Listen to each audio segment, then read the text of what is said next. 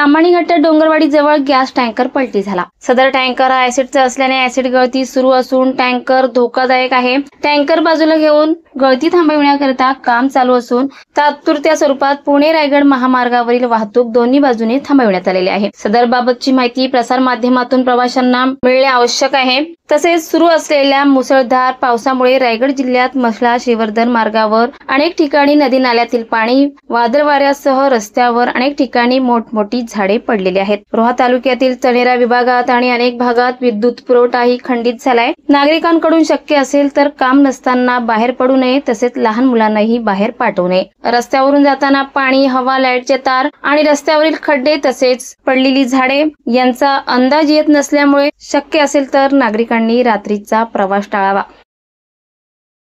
महाराष्ट्र वेदभूमीसाठी शहनवाज मुकादम, रोहा, रायगड। ताज्या घडामोडी जाणून घेण्यासाठी आजच आपल्या महाराष्ट्र वेदभूमी न्यूज चॅनलला लाईक करा, शेअर करा, सबस्क्राईब करा आणि बेल आयकॉनवर क्लिक करायला विसरू नका।